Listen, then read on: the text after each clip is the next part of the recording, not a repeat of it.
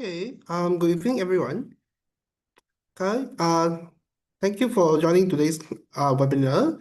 Okay, so today's webinar is actually on matrices and vectors.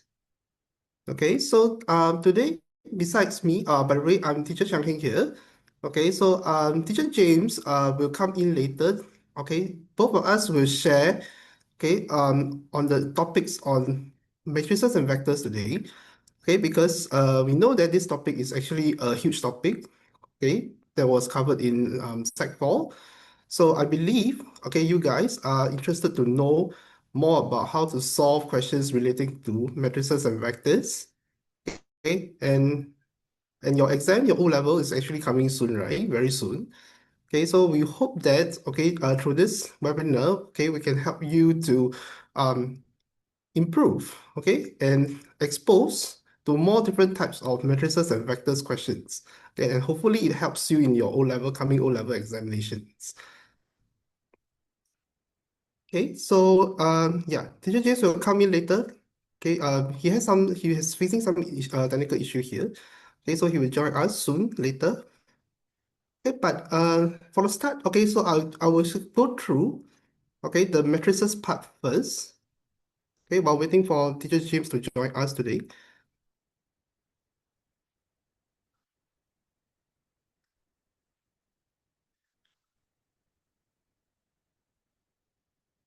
Okay, I believe you all can see my screen, right?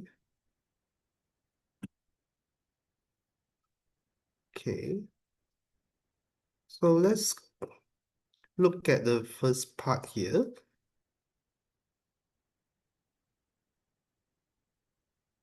Okay, so I hope this session will be an interactive one. So please feel free to ask questions at any point of the time. Okay, if you have any questions, please ask. You can also ask your question in the Q&A chat.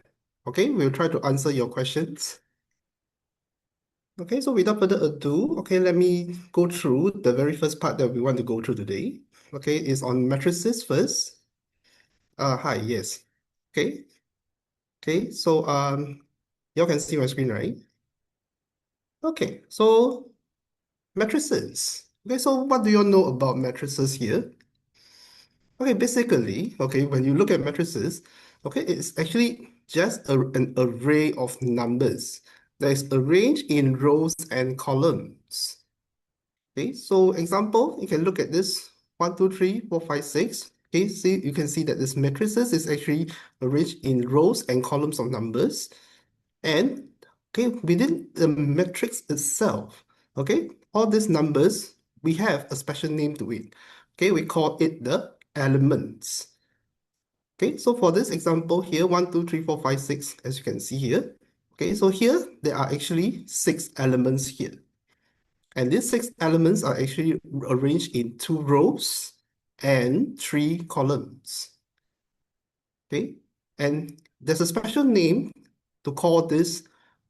Okay, this is called the order or the dimension of the matrix. Okay, so this is the dimension of this matrix given here is actually m rows and also n columns. Okay, so which means, okay, so it has 2 rows and 3 columns.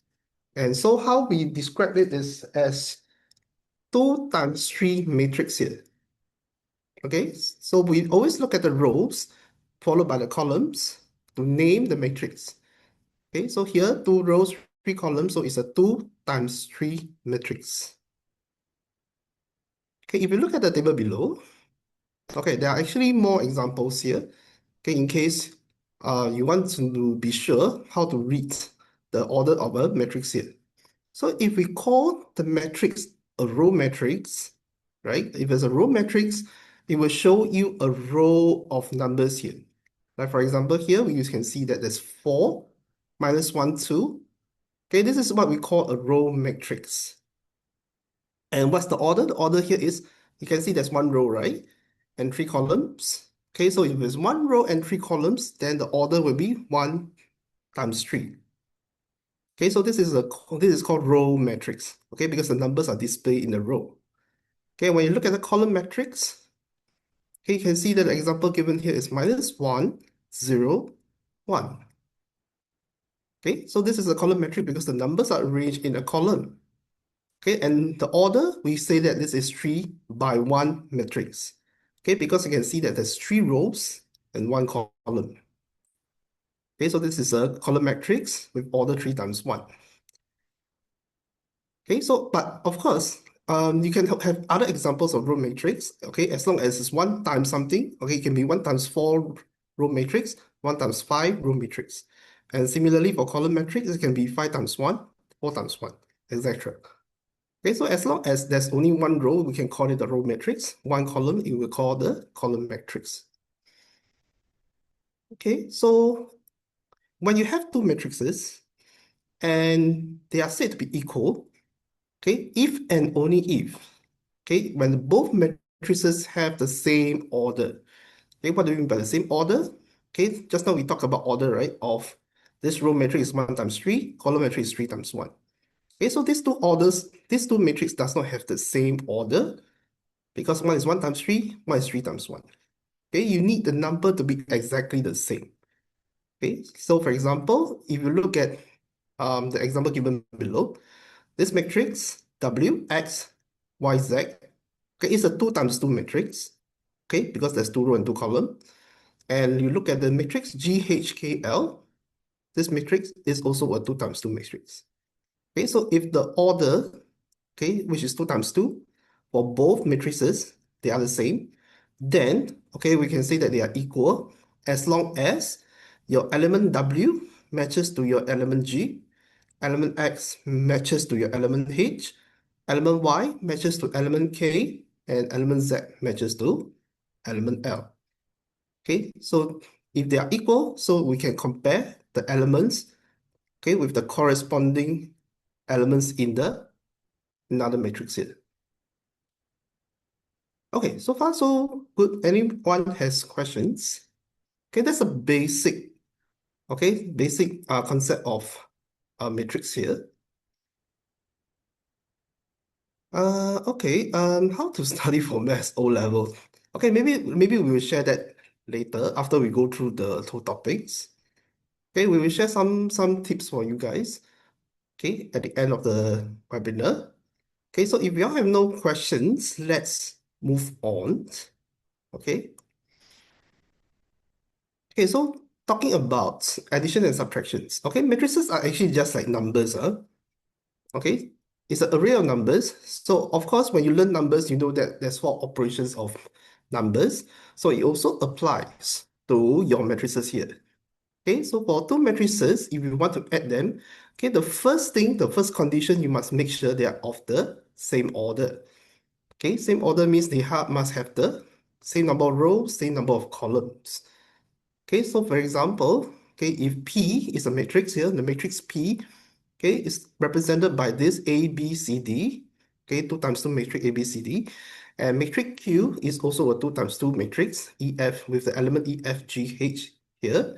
So if you want to add the 2 matrices here, okay, P plus Q, okay, so what we can do here is you need to add the element, okay, the element must be added with the same corresponding position here. Okay, so for example, A, right? You can see that A is actually the first element on the left, top left. Okay, so you are supposed to add the element from Q, also from the top left, first element here. So A, you need to add with E, right? You can see, your A, this is the first element, add with E. Okay, sorry. So you add with E. Okay, so you get A plus E here. Okay, so likewise for the next one, B. Okay, for B here, okay, it's a bit hard to highlight. Okay, let me use this. So for B, this one, you add F. Okay, so you get B plus F, right?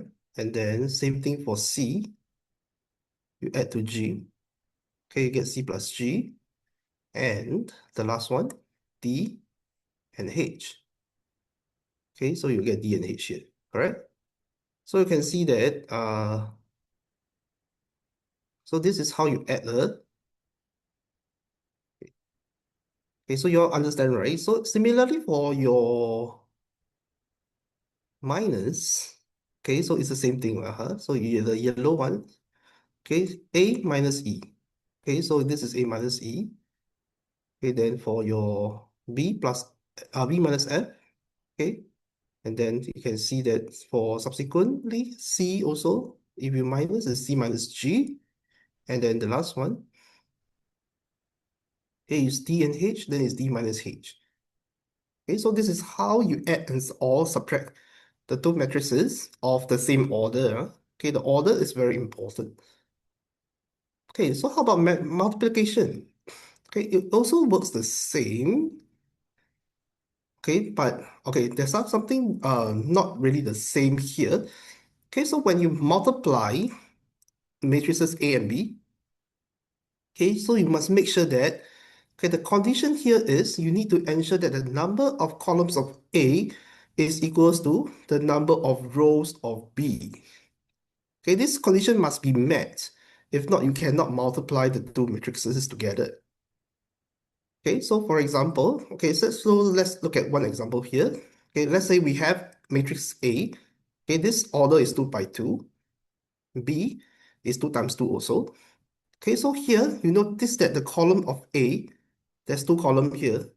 Okay, there's two columns. And then here, there's two rows. Okay, so you must make sure that your A has two columns, B has two rows, in order for this multiplication to work.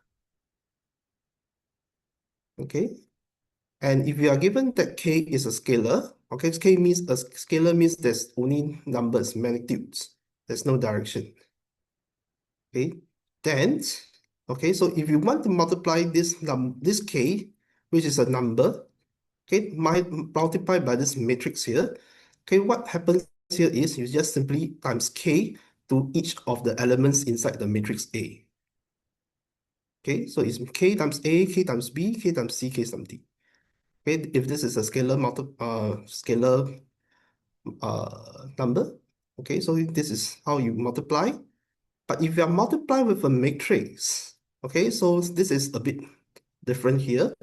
What you need to do here is, okay, once you list out the elements of A and B here, okay, so how are you going to multiply? Okay, you're going to multiply by this. The first element that you are putting here, okay, you need to use A times your P, then plus B times your R. Okay, so it means that you have to multiply your first element A with the first element P, and then your B multiply with the R. So it's like, okay, using the row times column, okay, to multiply the matrix here. So you get AP plus BR here. And the second one, okay, how do you multiply the second element? The second element, you have to go through this. Okay, so when you look at the second element, okay, this one, AQ plus BS. So you are supposed to multiply this first row, A times Q, plus, okay, your first row again, B times your second column S, okay, to get your, this element here, AQ plus BS. Okay, so it works similar for the rest of the elements. So for the third one, this one, okay, I'll just show you one more so you roughly know what's going on here. So C, D, and then if you want to find this, you're supposed to look at the second column of A multiplied by the, sorry, second row of A multiplied by the first column of B. Okay, so you can see that this is actually CP plus D times R. Okay, and the last one will be the second row multiplied by the second column. Okay, so this is how you multiply the matrix here. Okay, so take note, when you multiply matrix A or more order m times n by another matrix of n times p, okay, the result is actually m times p. Okay, so you need to know that this and this have to be the same in order for the multiplication to work here. Okay, and the resultant will be your m times p matrix here. Okay, so if you have no questions, then I will just move on to practice one. Okay,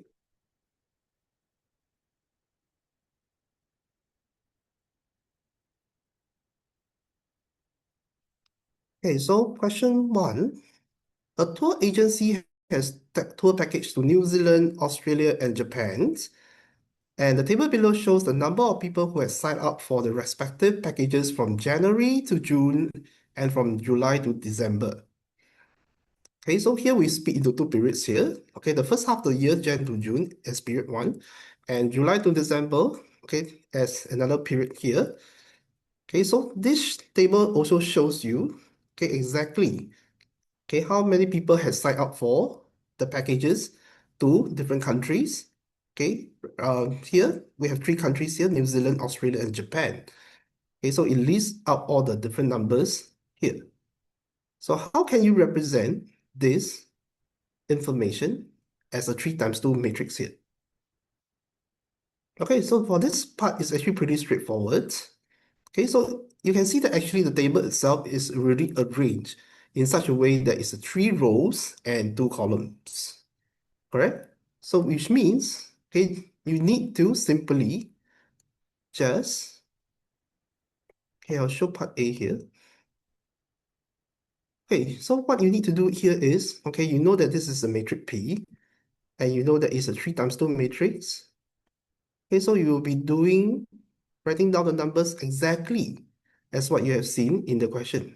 Okay, 13, 19, 22, 14, 30, and 30. Okay, so this is a 3 by 2 matrix, right? So it's 3 rows, 2 columns. Okay, simply done, right? It's quite easily done, right? So you just need to copy, okay, the numbers from the table, okay, to list down the matrix P here. Okay, so the next part, okay, they say that the tour package to New Zealand, Australia, and Japan are priced at different prices here, 3115, 2695, and 2840 respectively. Okay, of course, to going to different places, of course, the price are different. So represent this information in a 1 times 3 matrix Q. Okay, so you want to represent these three numbers, okay, the cost 31152695 and 2840 as a 1 times 3 matrix. Okay, 1 times 3 means how many rows, how many columns?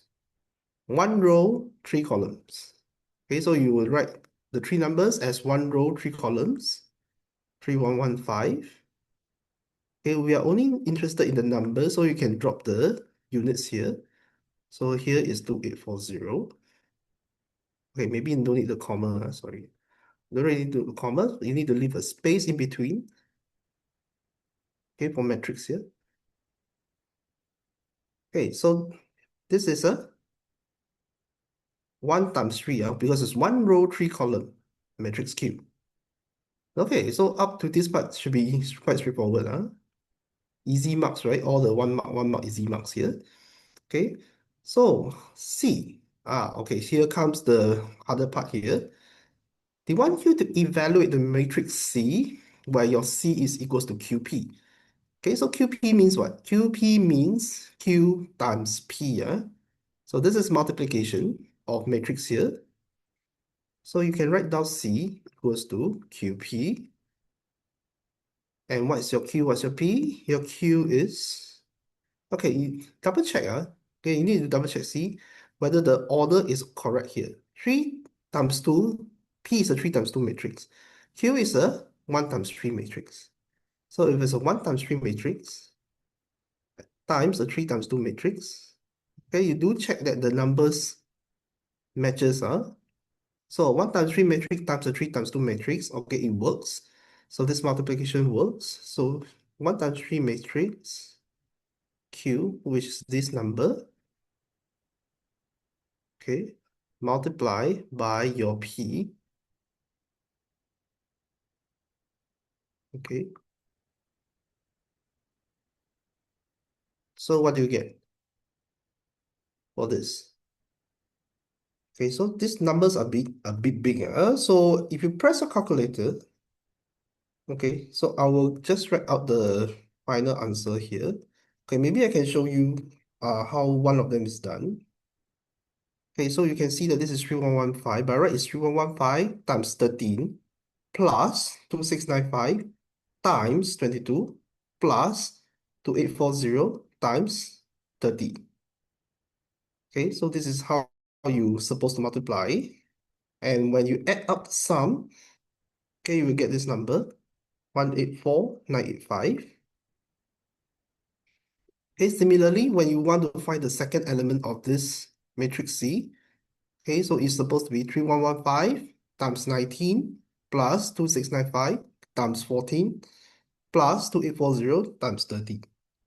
Okay, so and the sum you get is 182115. Okay, so when you multiply 1 times 3 matrix with a 3 times 2 matrix, what you will get is a 1 times 2 matrix, right? Okay, so you double check, is this 1 times 2? Yes, it is. Okay, so it's correct. Okay, so far so good, right? So part D, okay, this is quite common in O levels. They will always ask you things like this. They want you to know, based on your context, what does the element of C represents here? Okay, you see these two big numbers here. So what does these two elements represent? Okay, basically it represents, okay, the elements represents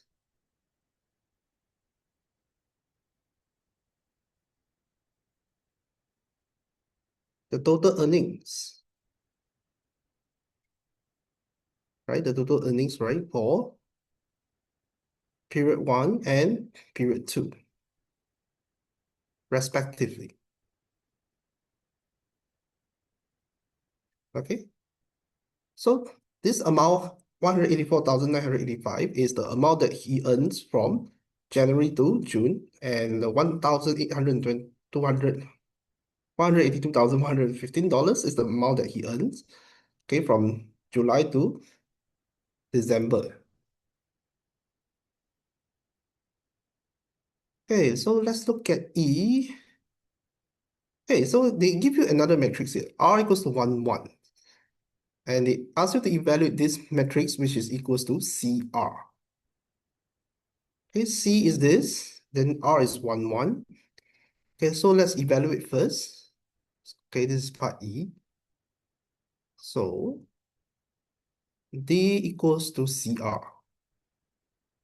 Okay, where your C is this number that you have found in part C, 184,985, and then 182,115. Okay, and then R is 1, 1. Okay, so this is 1 by 1 matrix multiplied by another 1 by 1 matrix. So you will get this. Okay, so how you multiply is 184,985 times 1 plus 182,115 times 1. Okay, so basically it's adding these two numbers together, which you get this 367,100. Okay, so as usual, they will ask you what does it represent here. Okay, so what does this number shows you? 367,100. Can you make a guess? What's this? What does this mean? This number means what?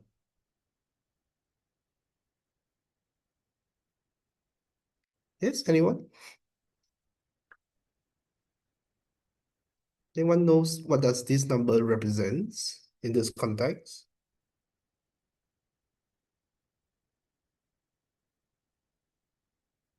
Okay, so it's actually the total earnings are, correct?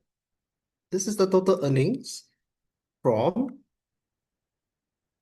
January all the way to December. Okay, so this is the whole year total earning, okay, earned by the tour agency.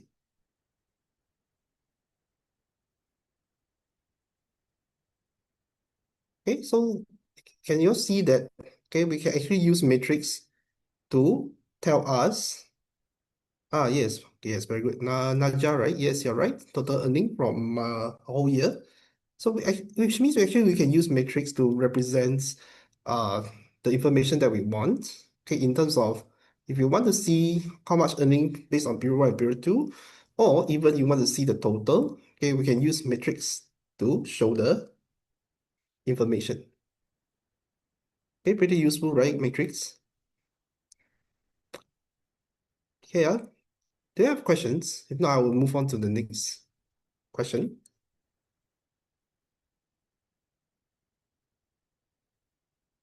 Okay, I think this is still pretty easy, right? Not that difficult, right? Okay, let's look at two.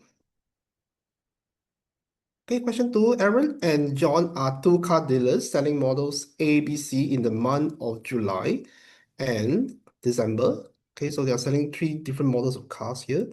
Table below shows their sales in the 2 months. Okay, so 2 months here in July and also in December. Okay, so you can see from here, okay, Aaron and John in July, okay, they sell different numbers of model ABC, and also in December, they also sell, okay, this number of car models ABC. Okay, so here we have two matrix where you can actually represent the one for July as matrix P here, and the sales in December as matrix Q here. Okay, so the story continues. The sale commission for models A, B, C are 1,000, 2,000, and 3,000 respectively. Okay, so we know the sales commission for selling the different models of car here. So can we represent this information as a 1 times 3 matrix R? Okay, so should be quite straightforward also. This part A. Okay, similar to what we have done in question 1 also. So you are supposed to write R as a 1 times 3 matrix. And the value given here is 1,000. Okay, 1,000, 2,000, and 3,000. Okay, so we are done. Okay, so this is the 1 times 3 matrix that is required here for part A. Okay, B. Evaluate the matrix S equals to RP. Okay, so S equals to R. Okay, I'll just write down what's my R here. And P also. P is also given in the question already. Okay, it's stated here. This number, this 2 times 3 matrix here. Okay, which is 16, 15, 30, 36, 13, and 15. Okay, so you check. Okay, we are multiplying a 1 times 3 matrix with a 3 times 2. Okay, so the number of rows and the number of columns matches. So here we will get, okay, so 1 times 3 times 3 times 2, I will get a 1 times 2 matrix. So here I will be getting a 1 times 2 matrix. So how to get the 1 times 2 matrix here? So use 1,000 times 16 plus 2,000 times 30 plus 3,000 times 13. Okay, you add this number together, you get 115,000. Okay, and the second element here, so how to get, okay, you use 1,000 times 15 plus 2,000 times 36 plus 3,000 times 15.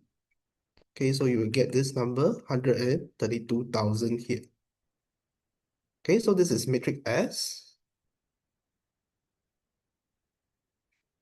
Okay, so same thing here, part C. Okay, they will ask you what does the element represents here. So it represents,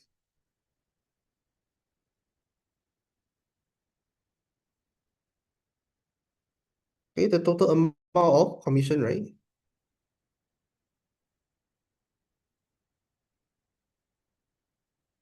Commission earned by each dealer.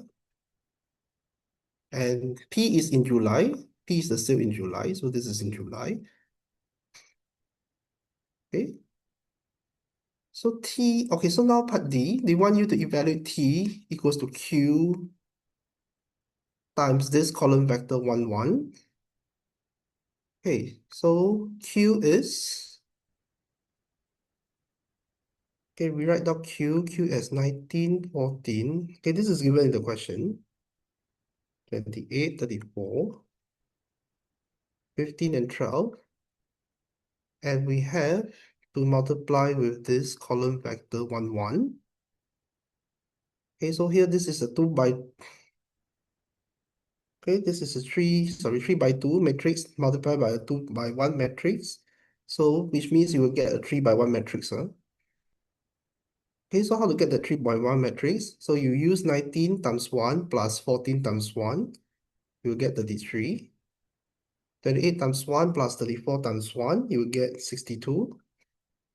Okay, and the last number, 15 times 1 plus 12 times 1, which is 27. Okay, so T is the, okay, T is this value. Okay, is the 3 times 1 matrix here. And part E, okay, so same thing, they will always ask you, what does this represent? Okay, so the reason here, you see, we are actually adding the amount of money, $19 and $14 here. So what is this? 19 plus 14 is actually the total sales of model A, right? Okay, if you look back at the table here, 19 plus 14 is basically the total sale of model A in December. Model B is the total sale. 28 plus 34 is the total sale of model B in December. So likewise for model C. Okay, so what it represents here is actually the number of sales, right? T represents the number of sales. The total number of sales for each model made by both Aaron and John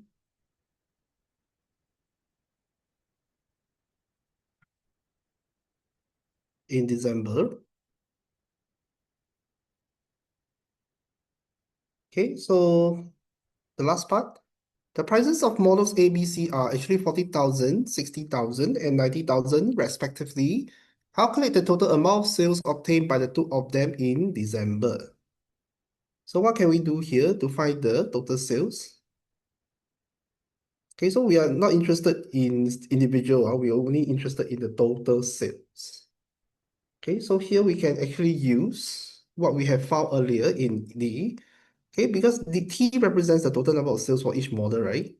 By Aaron and John in December. So you need to straight away just multiply the price. Okay, multiply the price with matrix T here to get the total sum. Okay, so what I will do here is to multiply. Okay, this money, okay, 60,000, 90,000 times the matrix that I have in T, 33, 62, 24. Sorry, 27.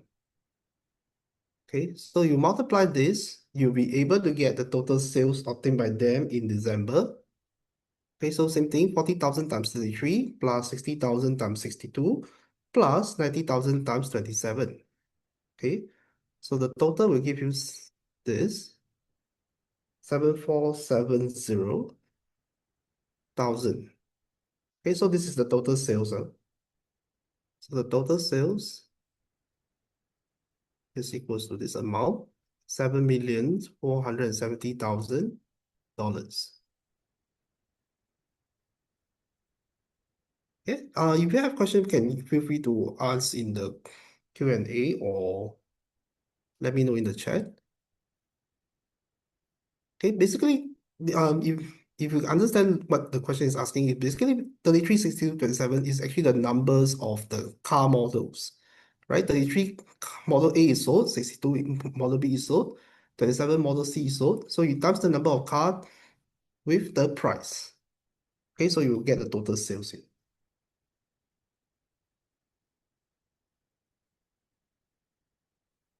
Okay, so let me move on to question 3.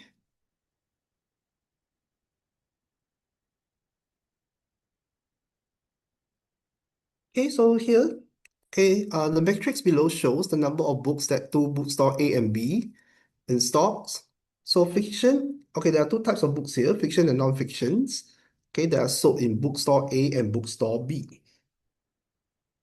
Okay, so okay, it says that after 1 week, store A has 236 fiction books and 152 non-fiction books, and store B has 289 and 222 fiction and non-fiction books respectively.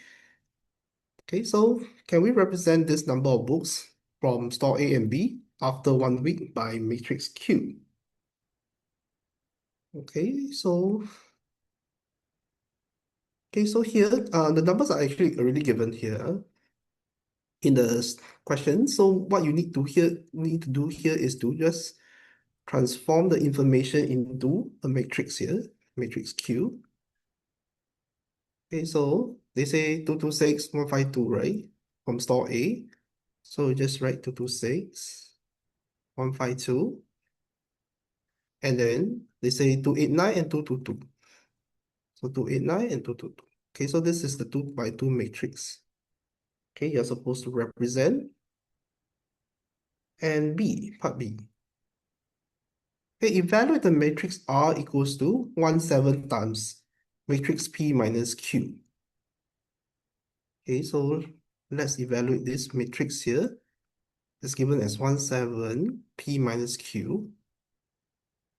Okay, so P is given as this one. This is given on top. You can see that it's given in the question. So we write this down. 1, 7. Okay, P is 240, 180, 310, and 250 minus Q that we have written in part A. 226, 152, 289, and 222. Okay, so for subtraction, right? Okay, just now we say that, okay, we need to minus element by element. Okay, so 240 minus 226. Okay, this will give you 14. 180 minus 152 is 28. 310 minus 289, this is 21. And 250 minus 222 is 28. Okay, so now, okay, this 1, 7 itself is actually scalar multiplication here. So if this is a scalar multiplication, so you need to multiply 1, 7 to each of the individual element inside the matrix. Okay, so which means 1, 7 times 14 give you 2. 1, 7 times 28 is 4. 1, 7 times 21 is 3. And then 1, 7 times another 28 is 4. Okay, so this is how you evaluate this matrix here. Okay, so R is this matrix.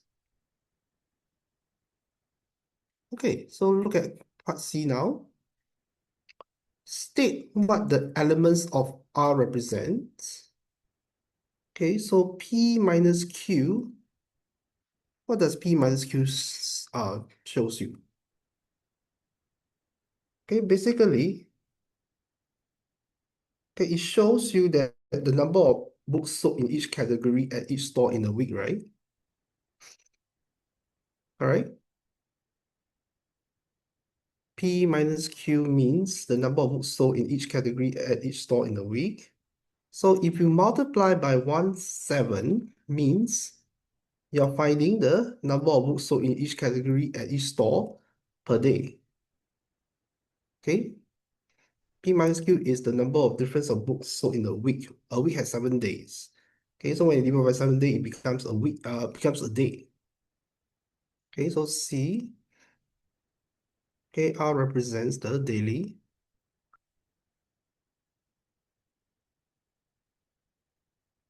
average number of books of each category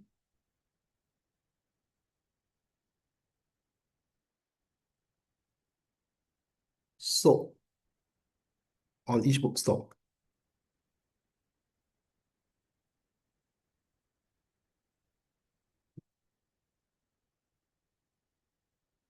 Okay.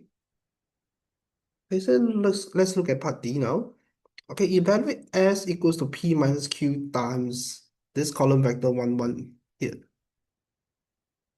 Okay, so D is equals to S, D is S equals to, okay, your matrix P minus Q, right? So P minus Q we have found actually here in part B.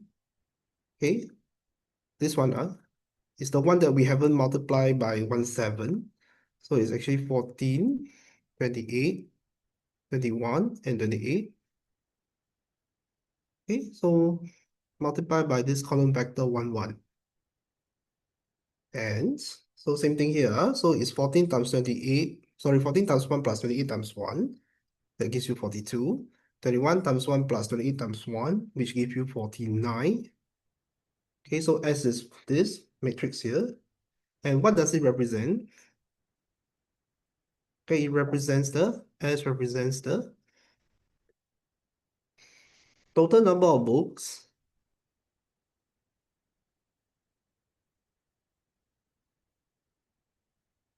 sold at each store in a week. Okay, so here you can see that there's 42 books sold in bookstore A, 49 books sold in bookstore B. Okay, so this is what the matrix here represents. Okay, so we look at the last part F. Okay, so for every bookstore A sells, the store donates 50 cents to charity. For every bookstore B sells, the store donates 80 cents to charity. Okay, so here part 1 evaluates. Okay, so okay, I got some space here, right here. So F, part I. So they want us to evaluate this matrix T, okay, which is 0 0.5, 0 0.8.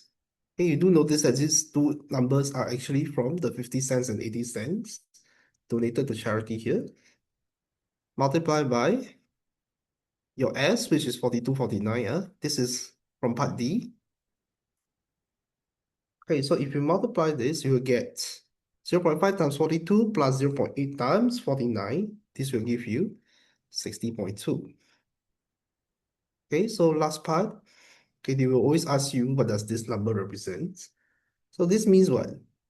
Okay, so if it donates 50 cents for each books sold in store A, plus the amount of money donated to charity times the number of books sold in store B. So this means what? This means that this is the total amount of money that both bookstores, right? It's the total amount of money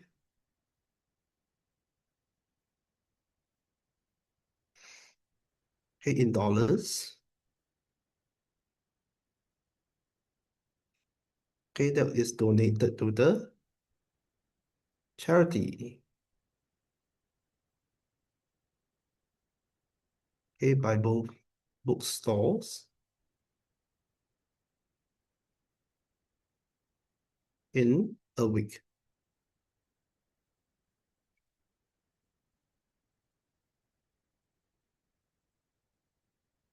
Okay. Anyone has questions regarding matrices?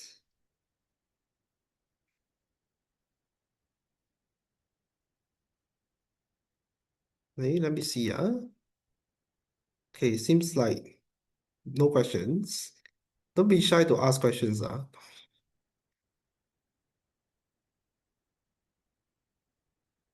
Okay, sure. No questions. If not, then I will pass on to Teacher James, right? Teacher James will okay, we'll cover the next part here on vectors.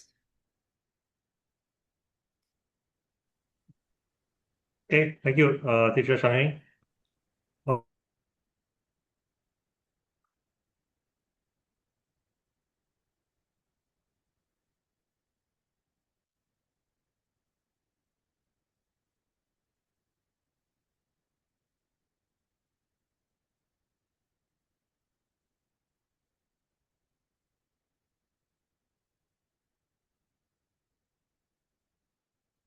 able to hear me clearly? Is my audio okay? Oh, yes, okay, just not a big hang just now. Yeah, Okay, can. So I can, so Shang, you can hear me clearly, yeah? yeah, okay. Okay, can. Okay, good. All right, can. Let me just share my screen. Okay, now everyone, yeah, you can see my screen here. Okay, so for the next part on vectors, um, what we have prepared, actually for tonight, actually, I've especially prepared a few of the vectors question that will actually test you on all the various technique that you are likely to encounter, okay, when you have a vector question, as well as, I mean, these questions are carefully selected, okay. The intent is to allow you to comprehensively be able to actually be exposed and to revise some of the technique that you will be using based on the concept that you have learned for vectors. So a quick start to this. So let us take a look at some of the key basic concepts involving vectors before we go into those questions. Now, vectors, as you all know, has got both magnitude and direction. Okay, and if you want to find the magnitude of vectors, essentially is actually applying your Pythagoras theorem, right? So over here, this is how you should actually find the magnitude. Now, on position vector, okay, I just want to highlight some of the key points here as we go through some of these concepts. Now, position vector is always with respect to the origin. Okay, so if they mention that it's a position vector, then it's always with respect to O, which is the origin. Okay, unless they ask you to find a vector that is like, maybe vector AB, vector BC, for example. So let's say vector AB, right? Then it's actually with respect to A. AB means from A to B. So actually you're taking the vector with respect to A. But if they don't mention that and they just say that, find the position vector of, let's say, P or position vector of A, then it's understood that you must actually write it as a OA. Okay, because it's taking with respect to the origin. Okay, so that's for position vectors. And in vectors, you will see that actually there's some parallel between representation in vectors and also in your coordinate Cartesian plane. Okay, so if they give you a coordinate, let's say the point P is equal to xy over here, right? Okay, do take note that if you want to write into the vector form, it's just simply written as OP, okay, because it's a position vector. And then in vector form, then you will write as, in the bracket x, y, okay? So the x is always at the top and then y is actually below. All right, so that is a quick recap. And equal vectors, okay, equal vector is an important one. Many a times when you do a question, you do need to actually make use of equal vectors, okay, the concept equal vectors to help you to do some calculation and to solve the question. Later on, the question that we prepared for tonight, you will see that there are some of the questions that will require you to use this concept, okay, which I'll highlight to you when we're using that. So when two vectors are equal, it means that the magnitude must be the same and also the direction are the same. Okay, that is when the two vectors are equal. And if that condition is satisfied, then in this case here, like this vector AB equal to vector PQ, right? This vector, if that means that the corresponding element must be the same, right? So A will be correspond to P and B will be equal to your Q. Okay? Okay, now negative vectors, I think this one yours should be fine. And addition and subtraction of vectors, okay. So just be careful, okay, when you do addition subtraction. Now, one quick way when you do, for example, vector addition is that you do not really need to every time have to have a sketch in order to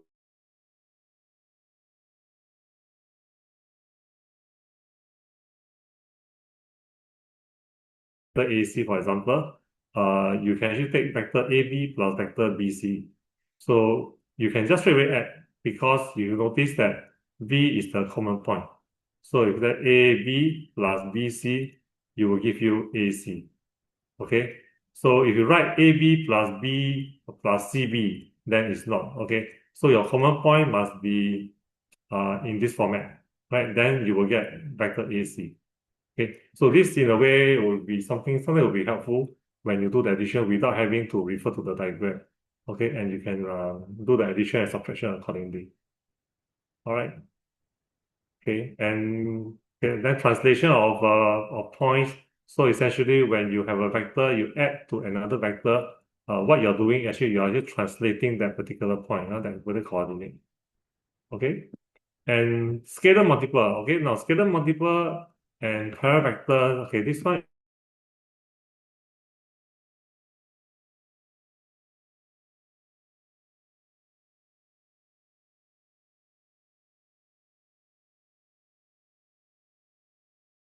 to a scalar multiple of vector A. Okay, over here, this one, right? So if you multiply by a constant number, is means that it's a scalar multiple. Okay. Now it actually has got important significance. So please take note. Okay, when you write b equal to, let's say, a constant k multiplied by vector a, it means that your vector b and vector a are actually parallel. Okay, and the magnitude of b is actually k times that of a. Okay. Now this concept of parallel is very useful. Okay, a lot of time in the question, you will be actually making use of this concept to help you to solve the question. And connected to this is also the concept of collinear. Now, when points are collinear, it means that the 3 points, let's say the 3 points are collinear, it means that the 3 points, they are all lie on a straight line. Okay, so many times you will be using this concept to actually to prove or to explain whether are the the 3 points, are they collinear or are they not collinear, and then you justify. So this is also a very common type of question that will often be tested where you need to show collinearity. All right. Okay, so I think these are some of the quick recap. Okay, what is more important is to know how to apply them. So we are going to go to the next few questions to actually show you that. Okay, now when you have a point R, okay, let's look at a quick example here. Now a point R 7, comma 1. This one is expressed in coordinate uh, form. So if you want to find what is the vector of Rs, so in this example here, you will see that we will have to translate this into vector form. Okay, so Rs, so we are taking with respect of from R. Okay, so therefore you can just simply take OS minus OR. Okay, because we are taking respect from R. So you will take OS minus OR. So by doing so, we just need to translate this into vector form. So OS, instead of the point, remember just now we talked about in vector form and in coordinate form, right? So in this case here, my S is actually, the coordinate is 2, 5, right? So if I write into vector form, it will be written in this format. So I just do a subtraction of this vector and I will get the result that I want. Okay, for vector Rs. Okay, and for part B, AB is equal to 1/4 of Rs. So in this case here, if I want to find what's the coordinate of A, okay, similarly, I can form an equation here. Okay, so vector AB equal to 1/4 vector Rs. So you can see from here that I can write down my vector AB in this format because it's from A to B, right? So I can just simply write OB minus OA. Okay, OB minus OA. Then Rs I found, so I can just simply substitute the value. So 1/4 Rs, which is minus 5/4. So from here, I will know what is the result for OA because vector B is given, right? Vector B, the projection vector of B is given because the point is 3, 6. So I know what's OB. So from here, I can find my OA. Okay, so this is just some of the just an example to illustrate. So I'm going to go to the first question, and I hope many of you all would actually have a chance to actually try that. Okay. Now, maybe just a quick show of hand. How many of you all actually have tried all the questions before this seminar? Okay, you can feel free to put into the chat to let us know. Those of you all who actually had tried that. Okay. Now, if you have not, then it's okay. Don't worry. Okay, we can actually do this together. we can work on this together. Now, let's look at the first question, okay? Now, in this question here, we have this diagram that shows you vector OP, OQ, as well as PQ, vector PQ are all given, okay? So based on this information that's provided in this vector diagram, let's look at the first part. Express as simply as possible in terms of P and Q and or Q. Let's find vector PX and vector OX. Okay. Now, for vector PX and vector OX, I think this one should not be too difficult for everyone. Okay. Now, vector PX is this vector, right? PX. Now, this is a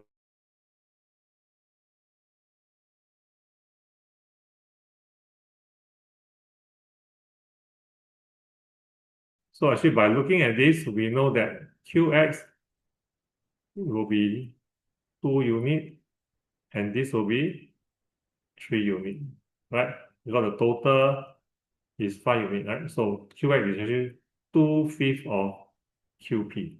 Okay, so from this information, I will know that the ratio is actually 2:3. Now let's use this to answer the question.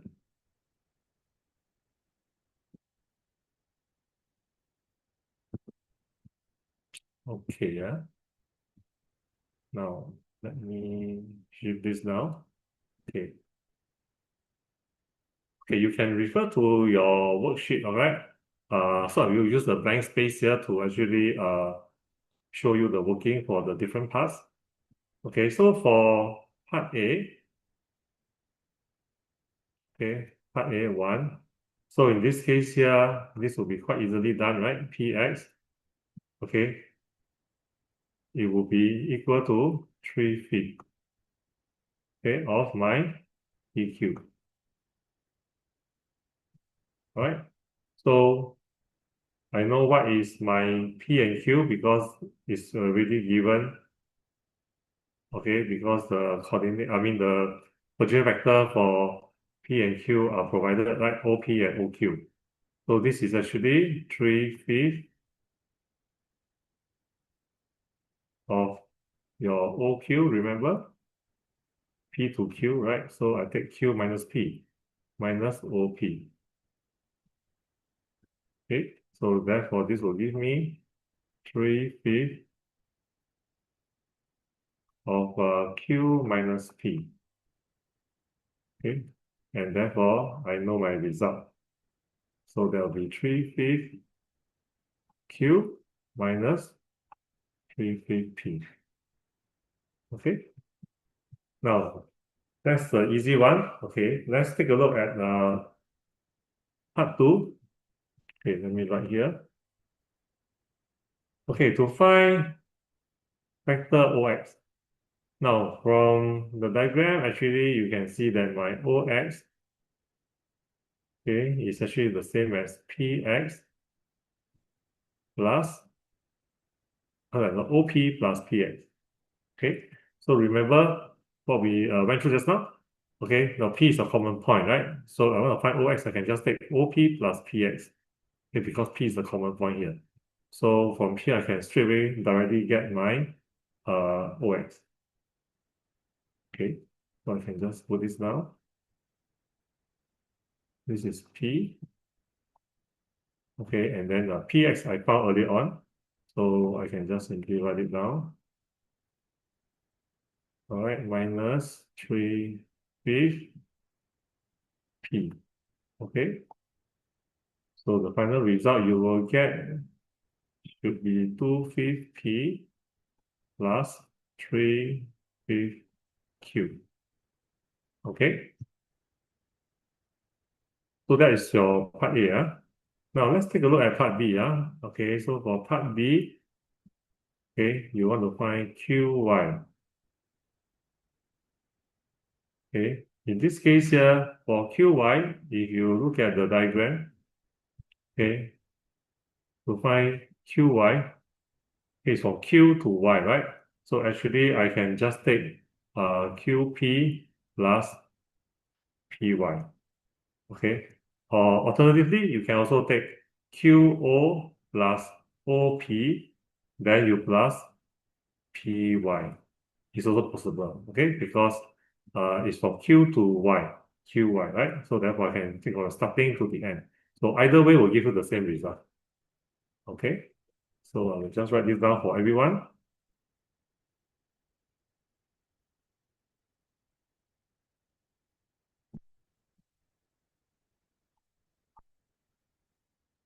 Okay, and then plus my PY. Okay, so you can actually do that. So you will get minus Q, right? Because it's QO instead of OQ. Then this will be your P, and then your PY is actually K times of Q, right? So we can simplify this to group them together. So K minus 1 Q. Okay, so that will be your QY. Okay, now let's look at part C. Now part C. Now given that OX is parallel to QY, okay, OX parallel to QY. So I want to find what is the value for K. Okay, now OX is parallel to QY. So remember early on, if let's say the vectors are parallel, I can rewrite it in the scalar multiple form, right? Remember? So for scalar multiple form, so since OX is parallel to QY, I can write them in scalar multiple form. So my QY can write it as M times M OX. Okay, a scalar multiple. So I can substitute the value inside because I know what is my QY. So this will be K minus 1, and this is a Q, all right?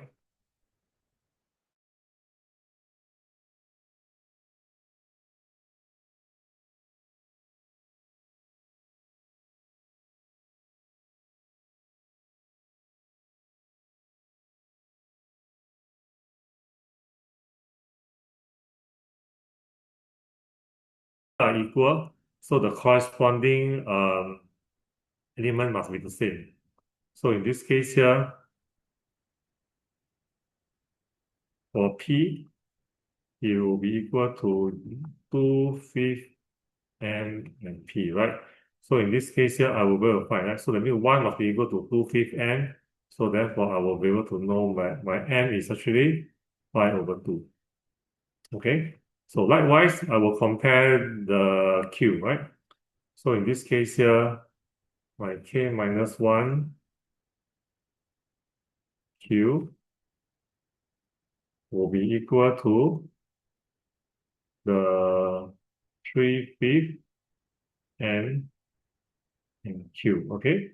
So Q, when you equate them together, you will find that my K minus 1 will be equal to 3/5.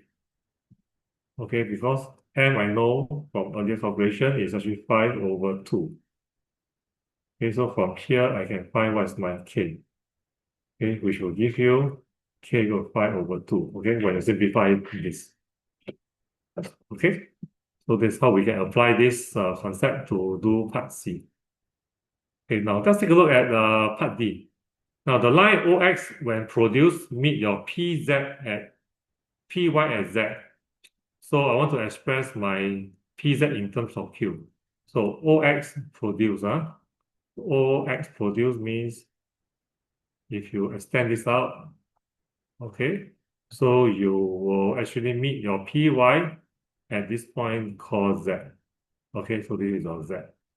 So we want to find what is PZ, okay? Express PZ in terms of Q, this vector PZ. Okay, so that's what we're trying to find here. All right, so we can compute that. Now, since your OX is parallel to QY, OX is parallel to QY. So this line is also parallel to QY, right? When you extend out, right? Express out.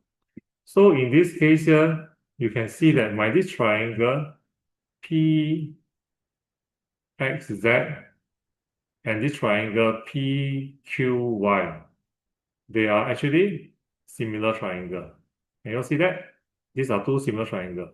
Now, in vectors, wherever there are similar triangle, is a useful result, okay, useful property that we should make use of, okay, to help you to solve it. So in this case here, for part D, since I can recognize that my triangle, they are similar, meaning to say, I just write it down for you. Triangle PXZ, okay, and triangle PQY, okay, they are similar, okay. So that means I can use the property of similar triangle to help me to find. Okay, since I want to know what is my PZ, I will make PZ over PY, okay, okay, over the corresponding side, right, for similar triangle. So PX over PQ, okay, I will make use of that. Now, in this case here, I will be able to find what is my PZ from here. Now, PX over PQ, as you can see, the ratio is 3:5, right, from the earlier result that we found. I bring over my PY, okay, so I have this expression. So I want to find what is the vector PZ. So in this case here, okay, I can find vector PZ easily now because this is 3/5 and I know what is my PY. Right? PY we know is actually 5/2Q. Okay, so from here,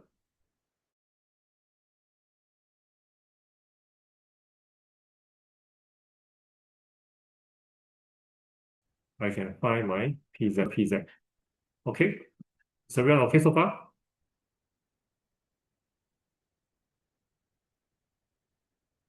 So, okay, so in this case here, I have my PZ, okay, that I computed. So let's look at the last part, part E. Ratio of the area of triangle, okay, of the two triangle. Now, this is also another very typical type of question that on and off they do like to come up for this vector question, whereby they will ask you for the ratio of two triangle in a vector. So in this case here, let us take a look at what is this two triangle here. It's a triangle OQX. So let's look at this diagram. OQX is this triangle, right? And triangle OXP. So can you see that actually OQX and OXP, actually there's something common to them, okay, that we can make use of to solve this type of question, okay? Can anyone tell me what is actually common here? Do you notice anything that's common? Uh, okay, some of you mentioned that the angle. Okay, some of you mentioned about the OX. Okay, anything else beside that? Anyone spotted anything that's common? Very good. Okay, I start to see some answer coming back. You sort of mentioned about the base, right? Yes. Okay. So, but base is not something that's common, but we're going to make use of the base, Okay, but that's not the thing that's common here. Okay. So, okay, what is common here? Can you see? Actually, it's the height. Can you see this triangle, these two triangle? They all have the same height. So let's say this is the base, right? My QP is the base. Okay. So actually, the two triangle have the same common height. Okay, remember the area of triangle is cut based on height. So the height is a perpendicular height. So actually in this case here, they do share the same perpendicular height. Can you see that? With QP as the base. Okay, so this is what is common. So I'm going to make use of this property to help me to find part E. Okay, so I'm going to use the space here. Okay, part E. Now part E. Okay. Okay, someone has just texted me the result here. Okay, very good. So in this case here, let me just write this down for everyone. So my area of area of this triangle OQX, OQX. Okay, over the area of triangle OXP. Okay. Now if I use half based on height, I just write it down for you so that it's clear to everyone. Half times base. Now the base for OQX will be your QX, right? Can you see that okay, so for the height, perpendicular height, I just call it H, Now, same thing, I can do the same thing as well. I do write out the expression for area of triangle OXP. So half base on height. So the base in this case here is XP, okay, and this is my height, common height. Okay. Now, can you see here? It's now become very clear, right? Because of the common height, so actually the H will be cancelled away. Half also cancel away. I only left with QX over XP. But QX over XP, I know the ratio, okay, which is actually 2 unit, and this is 3 unit. Okay, so from here straight away, I know I can get the result. So it's just simply 2 over 3. Okay, so very good. Okay, so I have some of you who actually texted me the answer. Yeah, correct. It will cancel out. Okay, so I got some of you all texted me the answer just now. Okay, yeah, it's correct. 2/3. Those who text me 2/3, yes, you got it correct. Okay, okay, good. Well done. Okay, for those of you who got it correct. Okay, so this is how we will make use of um, similar property as well as when let's say you have a ratio of triangle, which they often like to ask, and always look out for whether does it um, something that you can make use of whereby there's a common height. If there is, then this is the kind of approach that you should actually adopt, okay, to do this kind of question. Okay. Now, okay, with that, let's take a look at the next question. Okay, next question also got some useful technique that actually is actually included in this question, which I want to go through and help everyone to pick up all these pointers and technique in terms of how you want to solve question on vectors. And these are actually quite commonly tested. Okay, so all these questions that I actually prepared for tonight, these are all it actually embedded all the various type of questions that are tend to be commonly tested in the exam. Okay, so that we can actually revise the method and the technique to approach this type of question. So let's look at question number 2. Now, OABC is a parallelogram, and your ACX is a straight line. Okay, these are all important information. And the OC produced will meet your BX at Y. Okay, and the vectors are given here, right? Your P, your vector Q, vector OC are given. And this one, BX is equal to 4 times of BY. BX is 4 times of BY. So this is also a very important result. Okay, this tells me what? This tells me that BX is 4 times of BY. So this one must be ratio of 1:3. Okay, so I'll just put this down first to remind myself.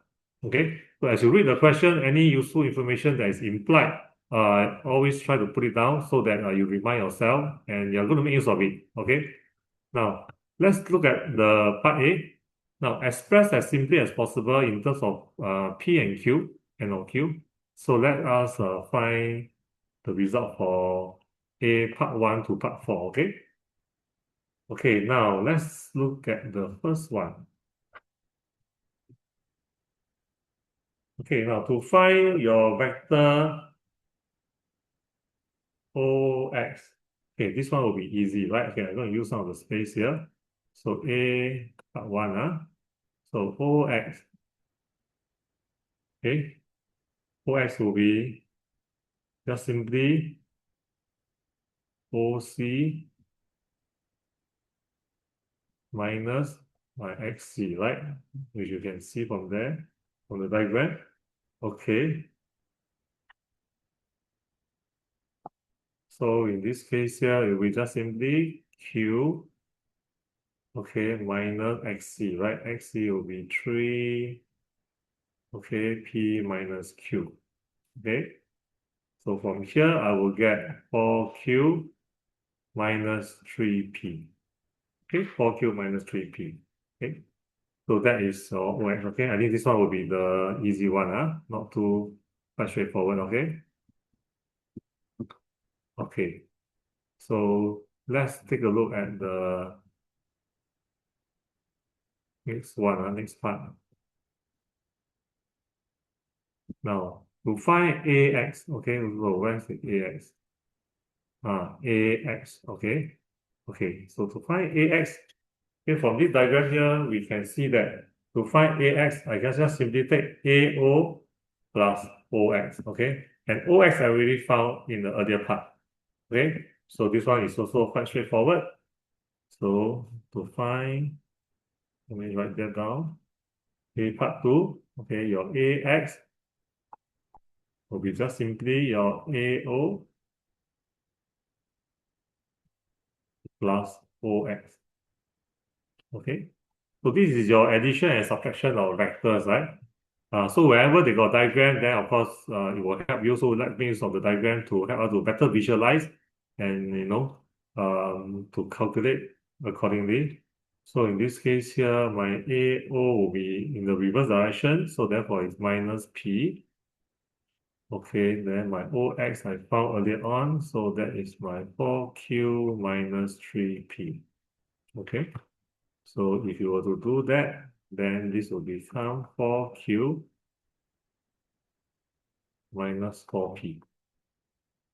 Okay, so that is your A part 2. Now let's look at A part 3.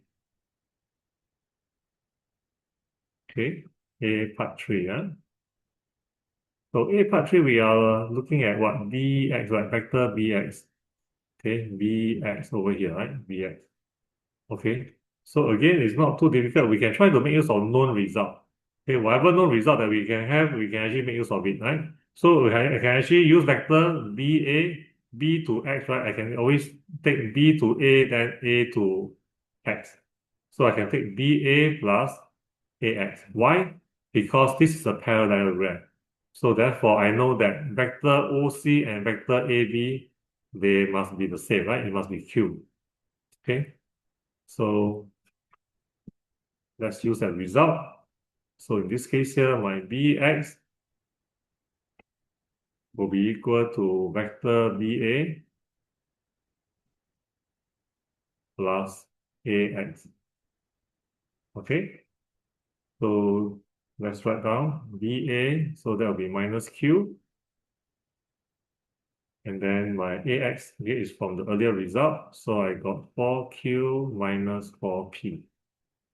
Okay, so this will simplify to 3Q minus 4P. Okay, so easily found, right? Vx. Okay. So far, I hope everyone is okay with this result. Now let's look at A part 4. Okay, let me use the space here. Okay. Now A part 4. Okay, A part 4, we are looking at find vector cy. Okay, vector cy. This vector. Okay, this vector cy. Now, how can we do this? Now, you all get the chance to try this on your own before that. Okay. Now, before I go through this answer, anyone can tell me what is the result that you get for vector cy? Okay, those of you who have tried, you can maybe type into the chat and let me know. Okay, vector cy. Are you able to find vector cy?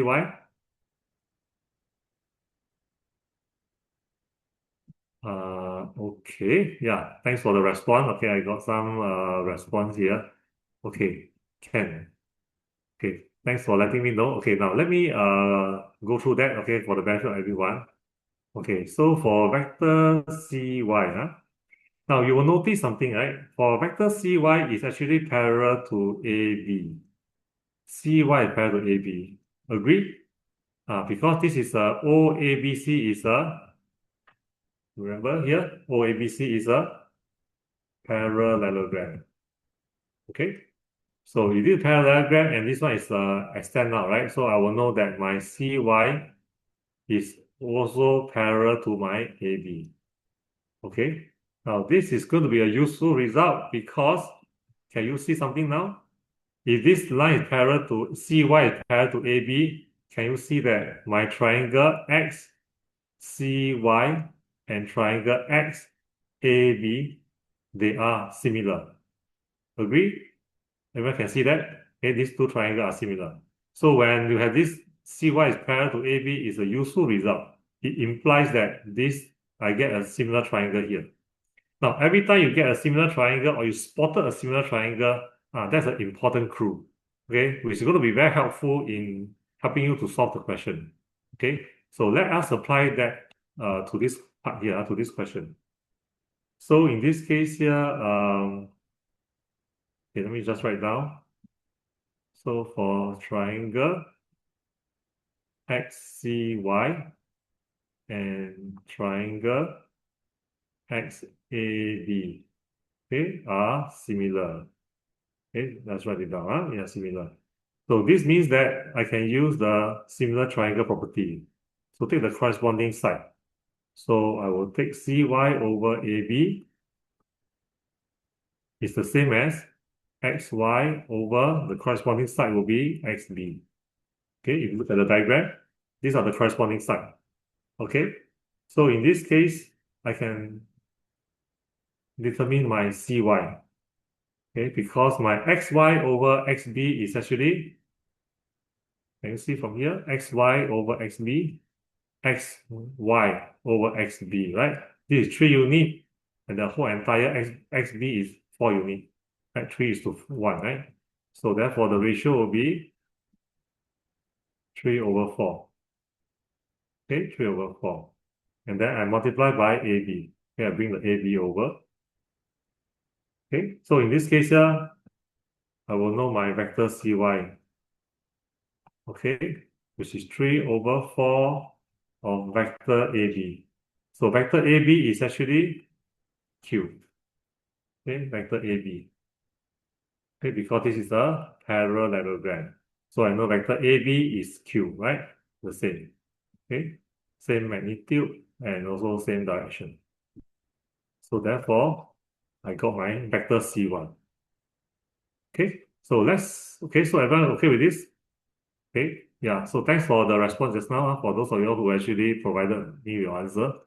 Okay, which some of you didn't give me the correct answer, but I hope this is clear to you now. Okay, so this is how we make use of the similar triangle property to help us to find for vector CY. Now, let's look at B part 1. That's B part 1. Okay, so B part 1, they ask for what? Let's see. Okay, it's CY over OC. CY over OC. Okay, so that's not difficult, right? In this case here, CY over OC is just simply 3 over 4 because my OC is Q, right? Vector OC is Q.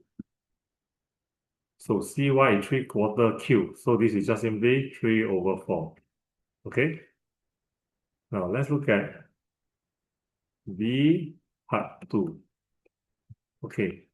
Now how can we find area of triangle XCY over XAB? Now I hope everyone should have a better idea now, right? Since these two triangles are similar, so I want to know what is the ratio of their area. I think this one should not be difficult for everyone. If you recall, okay, let's revise the concept.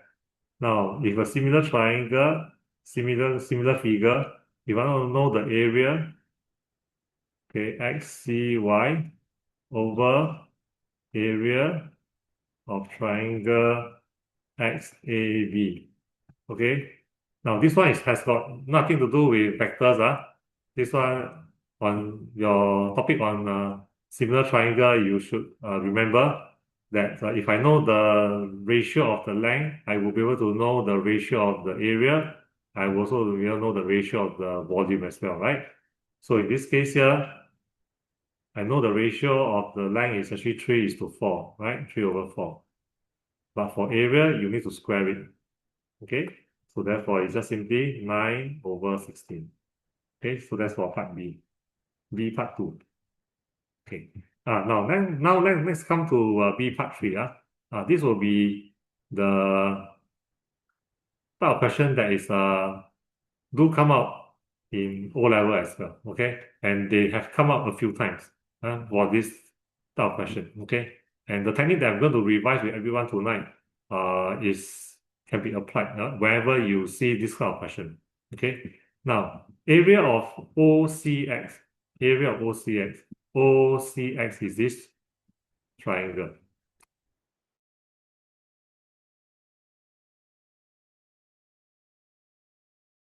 ABC. Okay. Now, what is the ratio of these two areas? Now, to do this kind of question, you need to look out for anything that is in common. Okay. And I'm going to make use of the result that we have applied previously as well. Okay. To this part here. Okay. But with a slight modification. Now, before I do that, did anyone manage to actually attempt this question, this part? And do you have any result here? Yeah. So the previous answer, well, a few of you all got the answer. 9/16, that's correct. Okay. Now, how about this part? B part 3. What's the result that any one of you all have gotten? Do you manage to solve this part, B part 3? Okay. Those of you who have attempted, please feel free to actually text me the answer.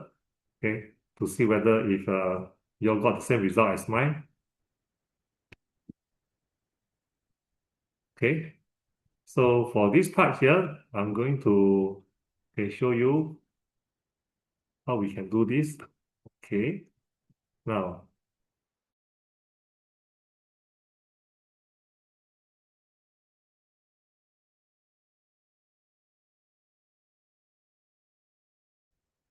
I'm going to write this down. Area of triangle OCX. Okay, over area of your parallelogram OABC. Okay. Now, I'm going to do this slight manipulation here, okay, as a technique to handle this type of question. Now, you can see that area of triangle OCX. I can actually rewrite this in this format. Okay. Area of triangle OCA. Okay, multiply by area of triangle OCA over area of OABC. Okay, can you see that? I just simply rewrite this into this form, okay? And they are the same. Why? Because my area of triangle OCA, this is also area of OCA, I will cancel each other out, right? So actually, if I multiply this out, I will still get back the same as area of triangle OCA, no, OCX over area of the parallelogram OABC. Okay, can you see from the mathematical expression, they are the same. Okay, I'm just doing a slight manipulation here. Now, why is that so? Now, you can see from this diagram that actually this area of OCX, okay, over this area of OCA. Okay, this is what I write down, right? OCX over OCA. Now, can you recall, these two triangles are using a property here. Can you recognize what is the property that's connecting these two triangles? Okay, it's actually your common height, right? Because they share the same common height, the same common perpendicular height. If I take my XC and your CA as the base, okay, as the base, so they will have the same perpendicular height. Can everyone see that? Okay, good. Okay, so in this case here, I can have a relationship between these two triangles. Now, I also have a relationship between this triangle OCA and my whole entire parallelogram OABC. Okay, because this is a parallelogram, so my triangle OCA is just cutting my parallelogram into half, right? Because this is a parallelogram. So if I join the diagonal together, cut across the diagonal, actually I'm dividing into half. So therefore, I also know the ratio of OCA to my ratio of parallelogram OABC. Okay, so I know quite a few results here. So by rewriting this into this format, actually I am actually making use of this observation. So in this case here, this is common height, right? These two triangles. So I will write this down just like what we did in the previous question. So CX and then my perpendicular height, okay, this will be half of CA, the base, multiplied by the common height. And area of OCA over the parallelogram is just simply half, right? Because it's half of the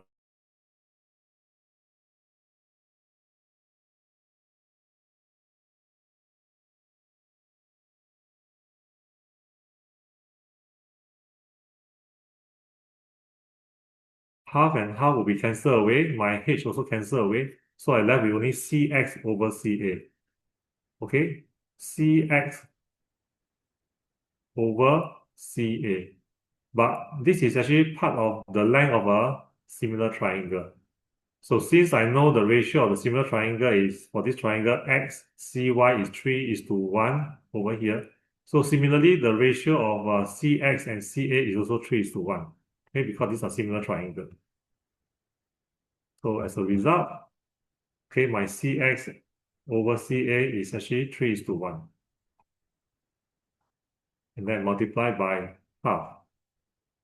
Therefore, the final result we get should be 3 over 2. Okay, so this will be the ratio of the area of OCX over the area of OABC. Okay, which the question is asking for.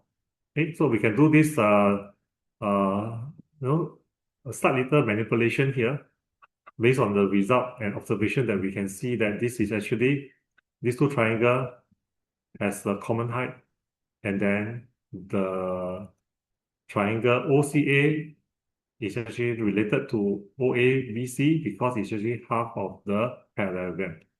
Okay, so making use of these two results, we can do this slight manipulation to help us to solve for this subtype. Okay, now this is quite a common type of question that they do, quite a popular question that has come up a few times in the O level. Okay, whereby you have to make use of this technique to help you to solve. Okay, I hope that's clear to everyone now. Okay. Yes, correct. So one of you are asking whether if let's say you have a common height, you apply this kind of method. Yes, correct. So wherever your common height, you apply this. So for vector actually is not too difficult once you pick up some of this technique, because a lot of time for vectors in O level, the type of question that they ask, of course, they can vary slightly based on the context and the vector diagram that they give it to you and the information given to you. Okay, but in terms of the question that they will ask, actually there's not too many variation. Okay, so what I've shown you tonight in terms of this few technique and the type of application of the concept of similar triangle, the concept involving triangle with common height, and also finding the ratio of area. It could be triangle to a parallelogram or to some other shape. These are the three very popular type of questions that they do come up, okay, over the years, okay? And these are the important variation that once you recognize it, actually you can apply the technique that we have gone through tonight to actually solve them, okay? Now, let's look at the last question, question number 3. Now, for this question number 3, okay, you have a quadrilateral, okay? K, L, M, N are the 4 vertices. So the coordinate of L and M are given, and let's use that to answer the part A to part E, okay?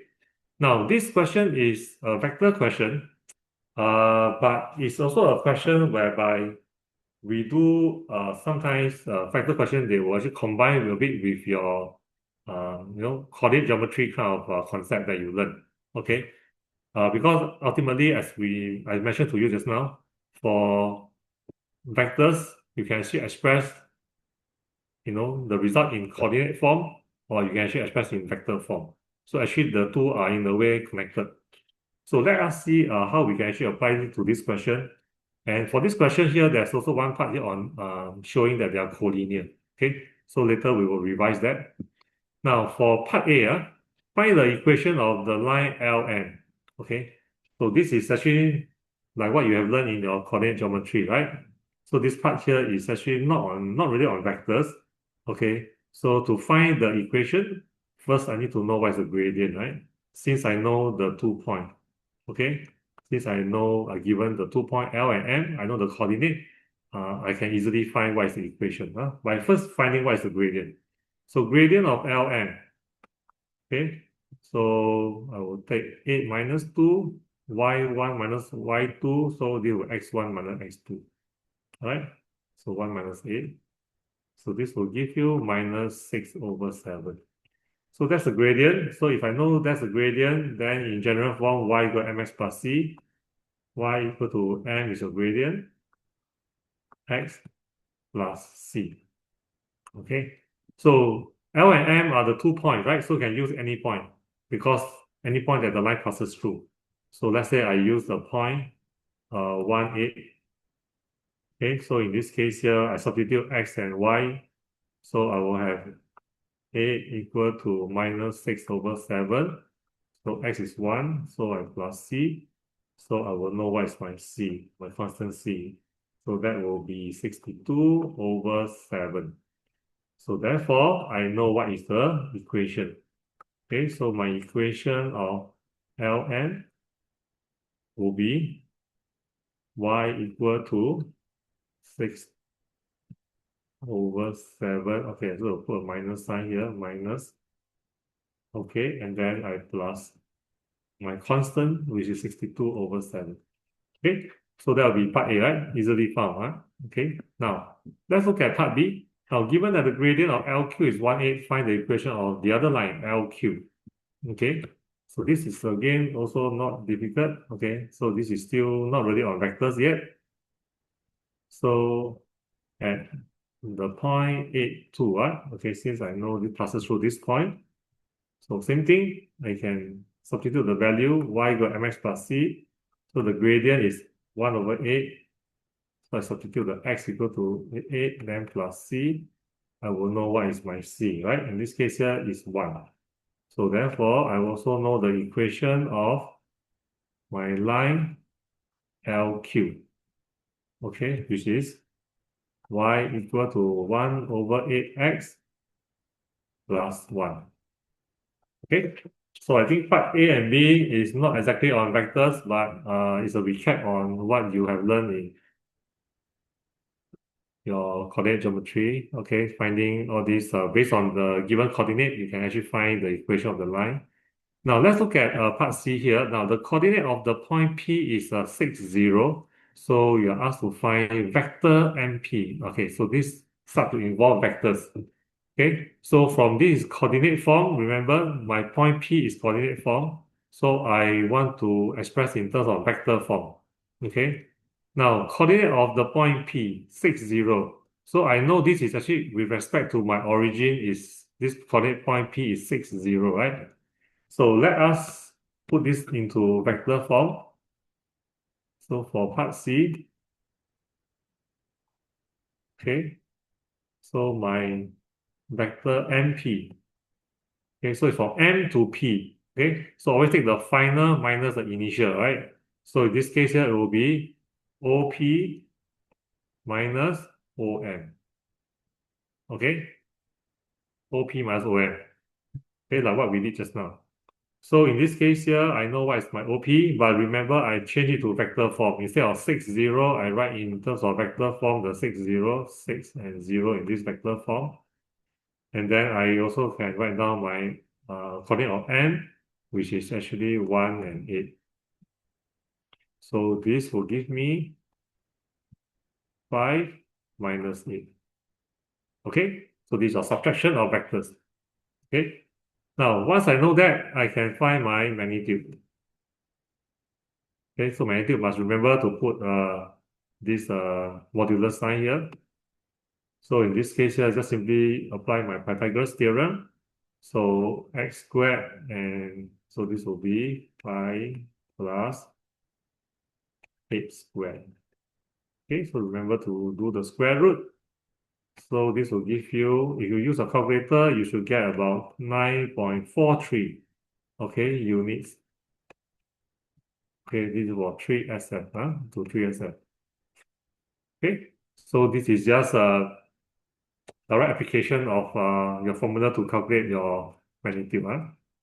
Okay, now let's look at D part 1. Now, D part 1, you're asking, the question asks for, given that SP is this vector 4, 4, right? So find the coordinate of S and also find vector SL. Okay, so let's find the coordinate of S. Now, to find the coordinate of S, okay, now vector OS is the same as, okay, remember common point, right? I can take OP plus PS. Okay, remember, this is your common point. Okay, okay, your common point, P and P, right? So therefore, I can just simply add up the two. So this will give me OS. But I know what is my OP. Okay, OP is 60. And I know what is my PS. Okay, because I know SP. So SP is 4, 4. So PS must be minus 4, minus 4. So with that, I can simplify. So I will get 2 minus 4. Okay. Now, do you stop here? Now, you should not stop here, okay? Because the question asks you for coordinate of S. Okay, so it's a common mistake. I see a lot of times students, they do this calculation, they find OS, and they use it as a final answer. Okay, quite a common mistake, okay? You do not do that, okay? Because they ask for coordinate. So you must write down the coordinate of S. So you must write in coordinate form, 2 minus 4. Then this is your final answer. Okay, so be careful with this. Okay, this one is a common error, which I hope you are not one of those who make this kind of error, but I do see quite common. This is a common mistake. Now let's look at D part 2. Okay, D part 2. So to find vector SL, okay, vector SL. So in this case here, same thing. To find vector SL, starting point S to L, right? So final minus the initial, right? So in this case here, I will have OL minus OS. Okay, now in this case here, I can, yeah. So from here, I can calculate the value. So I have 8, 2 minus my OS, 2 minus 4. Okay, so that will give me 6 and 6. Okay, so that's your vector SL, right? Now, so let's look at the last part here. Okay, the last part. Okay, now you are asked to show that your point S, P, and L are collinear. Okay, are collinear. So how can we show that it's collinear? Now remember the property of collinear. Now for 3 points to be collinear, you must satisfy what condition? Can anyone text me the condition? Actually, there's two conditions. Okay, there's two conditions that must be satisfied. Okay, are you able to find? Tell me what are they? Very good. Okay, someone tell me. You must have a common point. Okay, very good. Okay, you must have a common point, and then you must also, okay. When you say K here, I suppose you mean is actually scalar multiple. I suppose that's what I mean. Okay. Yeah, many of you all tell me that it's a common point. And some of you all tell me straight line. Yeah, correct. They have to be straight line. But must be a bit more specific. Okay. So common point, and you must also be parallel. Okay. So to be parallel means you must be able to express it as a scalar multiple. Remember, when expressed as a scalar multiple, then it will prove and confirm that the two vectors are parallel. So these are the two conditions that you need to illustrate when you want to show whether the points are collinear or are they not collinear. Okay, so let us see whether they are indeed collinear. Okay, now in this case here, for part E, now vector SP. Vector SP is actually 4, 4. Okay. Now, I'm going to do a bit of manipulation. A lot of time when we do this kind of to show whether they are collinear or not, you need to do some manipulation, okay? To see whether you can express it as a scalar multiple of another vector, okay? To see whether is it possible. If it's possible, please do that. Then you are able to show that they are collinear. Now look at here, SP is 4, 4. Now, I can actually write this down. Now, remember the earlier result. A lot of times it is also in a way guided. So the result from the earlier question also helps you. So I know SL is 6, 6. Now, can I see that SL and SP, they do have a common point, right? Which is S. Okay. And the question asked me for S, P, and L, these 3 points, to investigate these 3 points. So actually, I have a result here that I can make use of.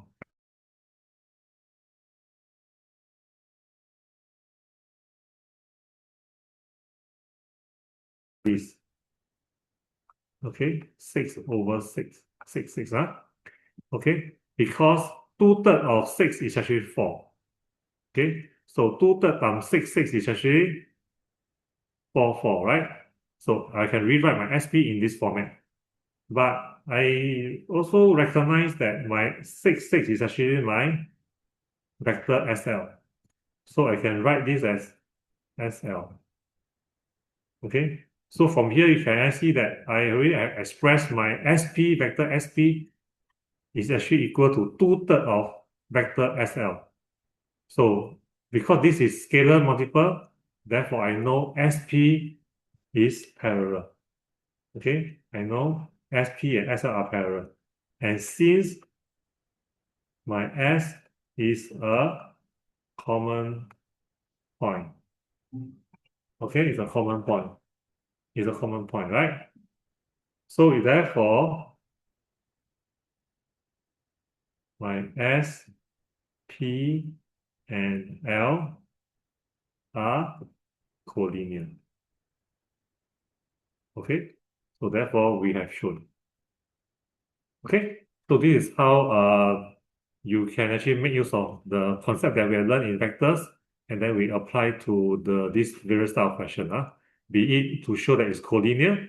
Now, the technique that I show you tonight in terms of collinear is a very common technique, okay, that you should use whenever you want to show it's collinear or not, okay. So the key thing here is always to try to express one vector in terms of another vector.